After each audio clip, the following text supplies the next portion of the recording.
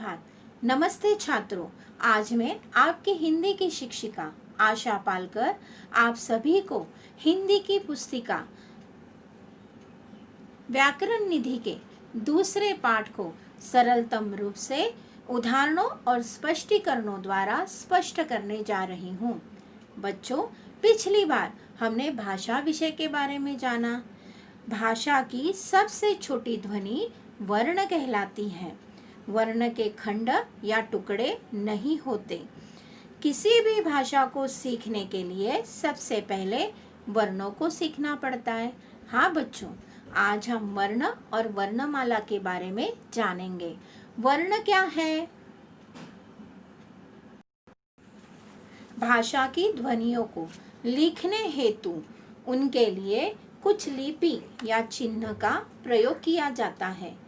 ध्वनियों के इन्हीं लिपि या चिन्ह को वर्ण कहते हैं। वर्ण की परिभाषा क्या है? मानव मुख से उच्चारित ध्वनियों के लिखित रूप को वर्ण कहते हैं और वर्ण के और खंड के टुकड़े नहीं किए जा सकते।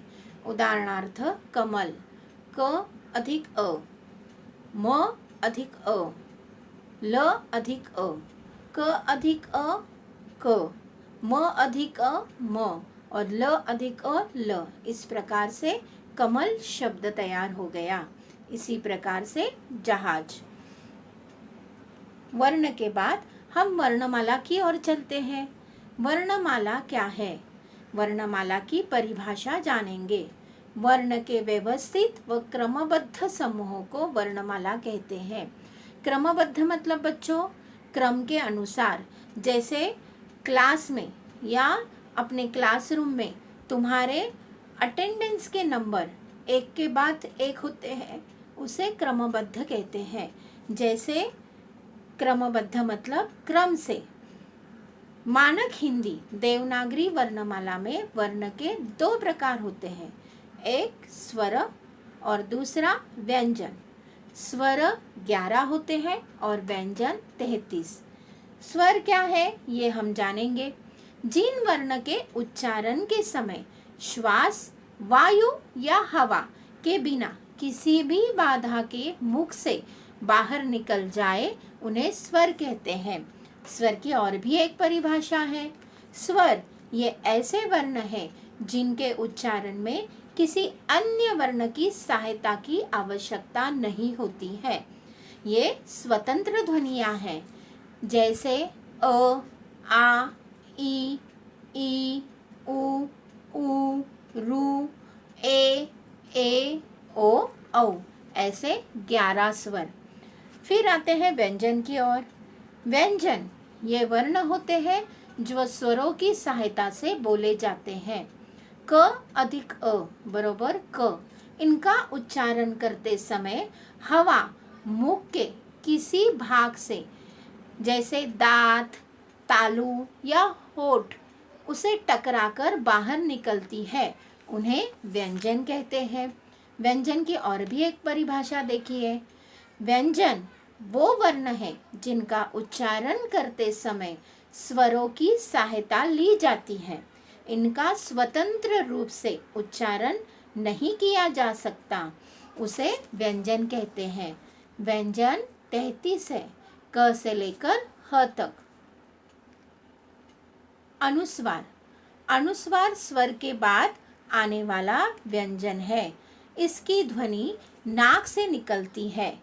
हिंदी भाषा में बिंदु अनुस्वार का प्रयोग विभिन्न जगहों पर होता है। अनुस्वार कहाँ लगाते हैं? देखो, अनुस्वार शिरारेख के ऊपर बिंदु के रूप में होता है। शिरारेख के ऊपर मतलब शब्दों के ऊपर जो हम डॉट लगाते हैं उस डॉट को अनुस्वार कहते हैं। जैसे गंगा, चंचल, चंपक। देखो, इन शब्दों के ऊपर तुम्हें अनुस्वार दिखाई दे रहे हैं।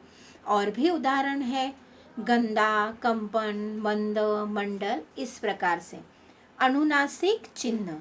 अनुनासिक स्वरों के उच्चारण में मुंह से अधिक तथा नाक से बहुत कम सांस या हवा निकलती है, उन स्वरों पर चंद्र बिंदु का प्रयोग होता है। जो कि शिरारेख के ऊपर लगता है। जैसे इस चिन्ह को शिरारेख के ऊपर चंद्र बिंदु के रूप में दिया जाता है। जैसे मांग, आँख, गाल, मुंह, इन सब पे देखो तुम्हें चंद्र बिंदु दिखाई दे रहा है। तो उन चंद्र बिंदु का जब हम प्रयोग करते हैं तो वो अनुनासिक चिन्ह कहलाता है। फिर है विसर्ग। विसर्ग ध्वनि का प्रयोग संस्कृत शब्दों के साथ होता है। उदाहरण प्रातः, संभवतः, दुख। जैसे इस ध्वनि का उच्चारण ह की भांति किया जाता है। जैसे ह का उच्चारण हम 2 विसर्ग के रूप में करते हैं। प्रातः, संभवतः, दुख, नमः, प्रायः, अतः, इस प्रकार से। इन चिन्हों के बाद हम संयुक्त व्यंजन की ओर चलते हैं। बच्चों, जब 2 भिन्न व्यंजन परस्पर संयुक्त होते हैं उन्हें संयुक्त व्यंजन कहते हैं। देखो, 2 परस्पर व्यंजन जब जुड़ जाते हैं या 2 परस्पर व्यंजन जब एक साथ आते हैं तो उन्हें संयुक्त व्यंजन कहते हैं।